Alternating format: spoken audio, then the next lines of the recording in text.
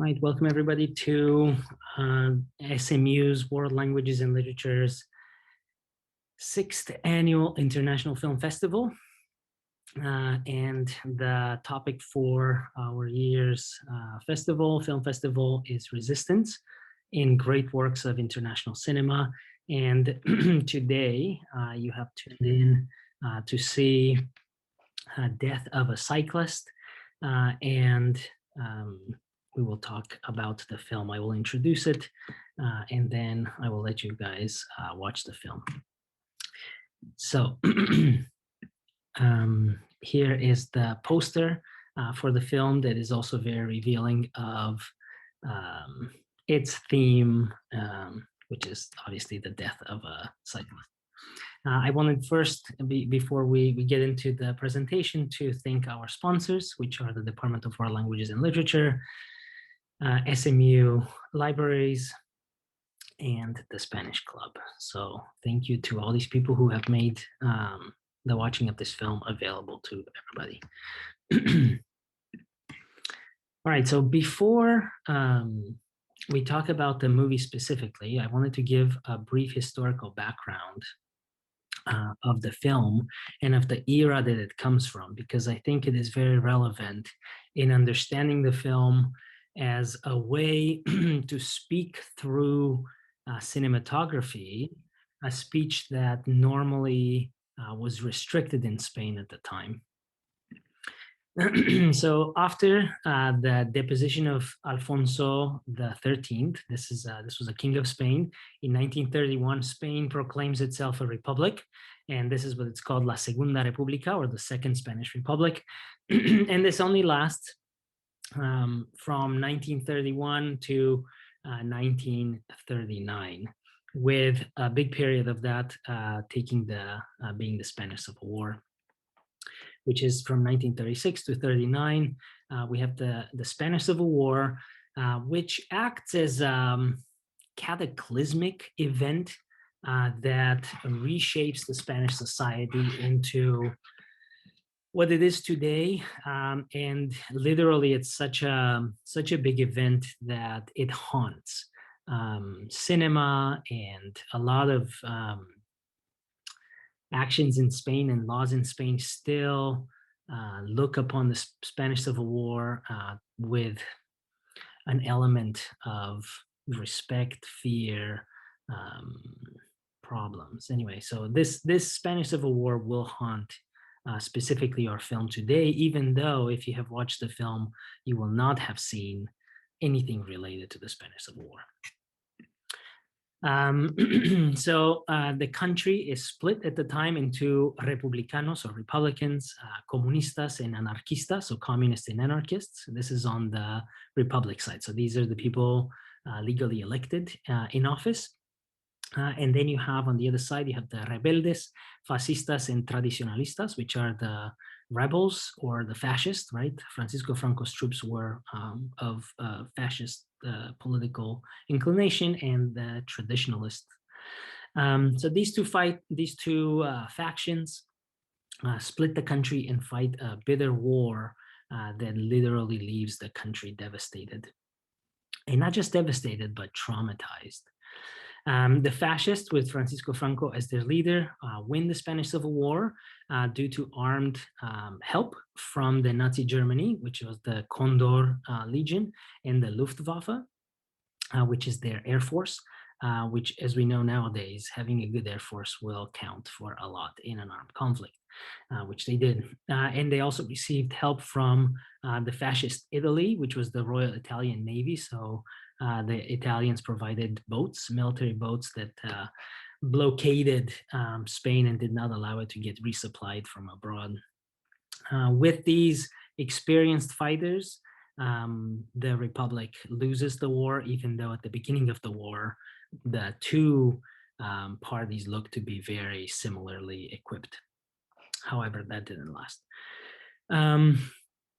This losing of the war brings a period of terror, and anybody who was against Franco suffered great repressions. And next, I have a series of pictures from the time to impress upon you how important this period was, especially in the modern history of Spain, and how tragic this situation was. So here we have some children doing the fascist salute. And obviously, life carries on despite the war outside, right? People have to still live somewhere, and they have to, eat and, maintain relationships. This is called Death of a Soldier, and supposedly it's captured as the soldier was shot.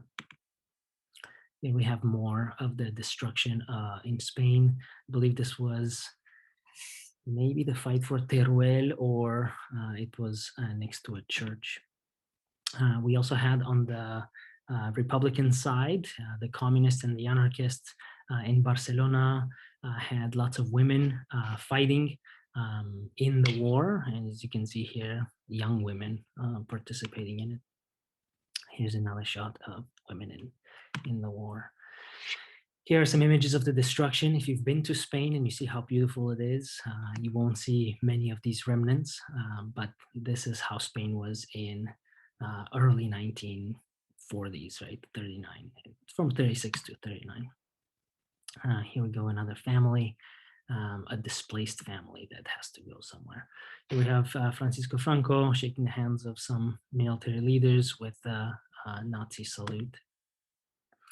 This is the symbol of solidarity of young children in Spanish Civil War, that if you look carefully at this sign right here, these children were sent off to, I believe, Britain on boats to be saved from the Spanish Civil War. So their parents literally put their children on these boats. They put a tag on them with their name, and they sent them off because they wanted the children to survive.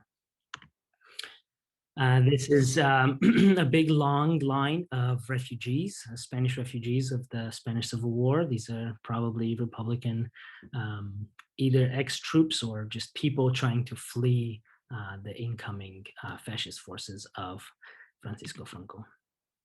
Here we have musicians, and this is the repercussion of the Spanish Civil War. These are what are called fosas comunes. This is a map, and it's zoomed out. You can zoom in, and it keeps getting bigger and bigger. Every one of these spots, as you can see in the legend here, are mass graves where people were shot either during the war or after the war that did not agree with the other side. So as you can see, Spain is littered with these fosas comunes, these mass graves, due to the Spanish Civil War, which again, the point is to show that it leaves such an important mark on the Spanish society. Now, between 1939 and 1950, which is right about the time, right after this is when this film gets published, the regime is brutal in its quest to pacify Spain, and about somewhere between 15,000 and 50,000 people were executed that were not Franco's people. At the time, also censure is implemented in film and other media, so people could not express themselves freely. Because film was very important to the Franco regime, they established a series of film documentaries, like they're called the nodos, which are noticiarios y documentales, which are news and documentaries that proposed a way, it was propaganda film to show how Spain was recouping and how Franco was a great leader. Let's talk about Muerte de un Ciclista, Death of a Cyclist. The film premieres in 1955. So this is right in this period. After 1955, up to 1970s, Spain starts opening up to the world, and it's a little more free, but it still continues to be under a military dictatorship.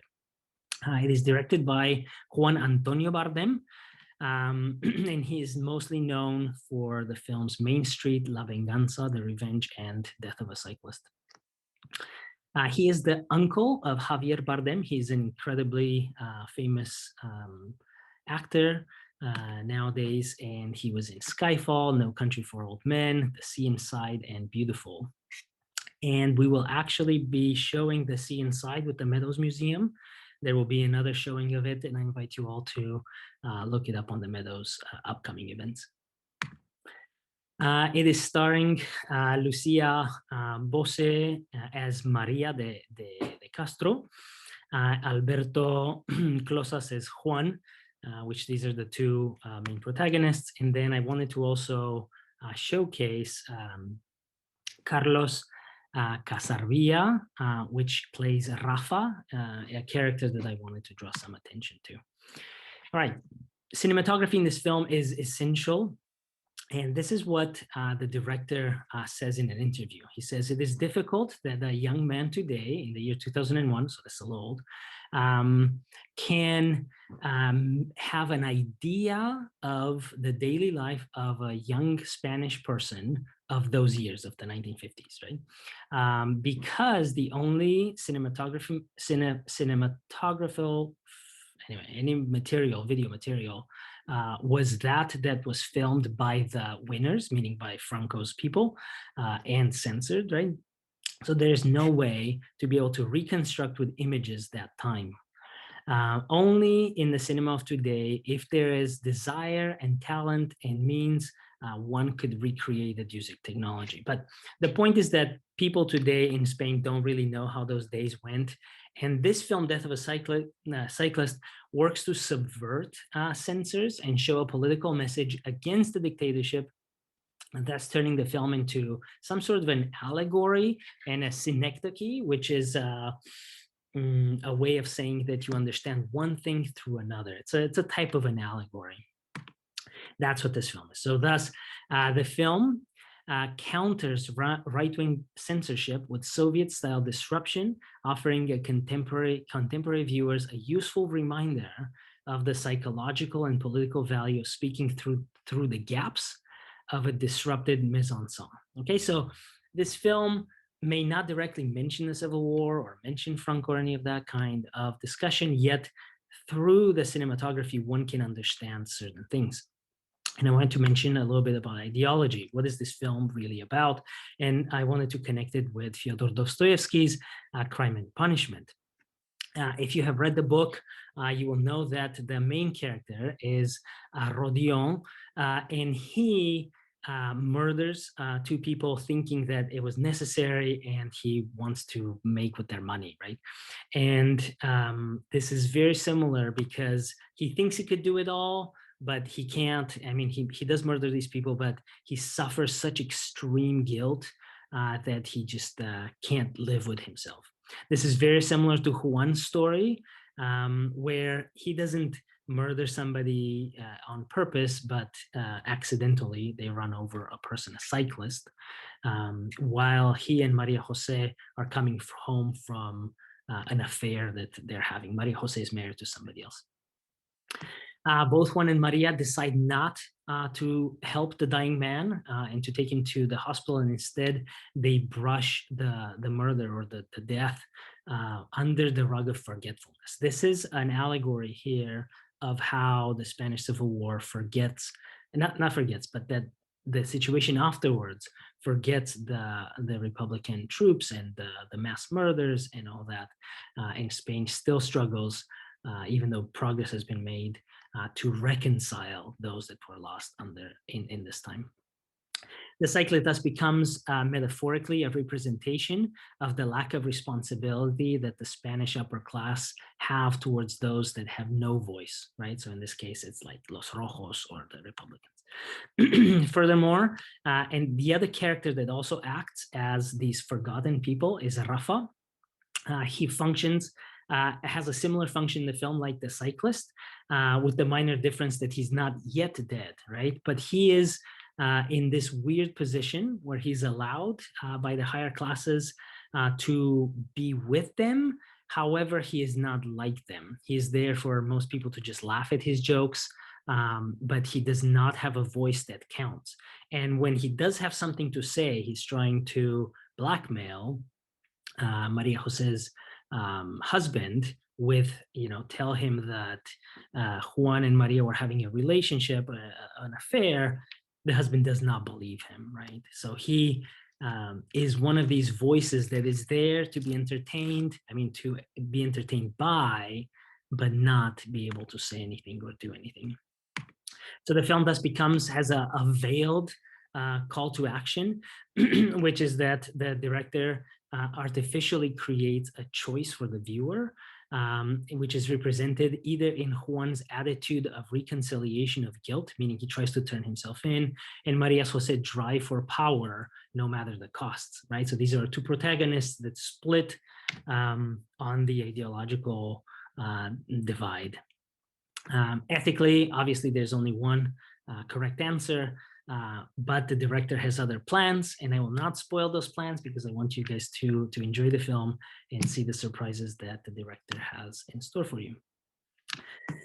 So what the final message that I have for you is, as you watch the film, take into consideration and pay close attention to Rafa's role in the film and the binary opposition between Juan and Maria Jose, in light of the fascist dictatorship in Spain that is in full force at this time that the film is being filmed, and consider what the director may want to express and carefully expresses without getting censored. All right. Thank you all for attending. I'm going to end now, and I wanted to invite you to watch the film if you haven't done so. It is quite the film. It's very dramatic, but I think there's a lot that you can read in between the lines about it. All right, thank you everybody for coming, and have a wonderful night.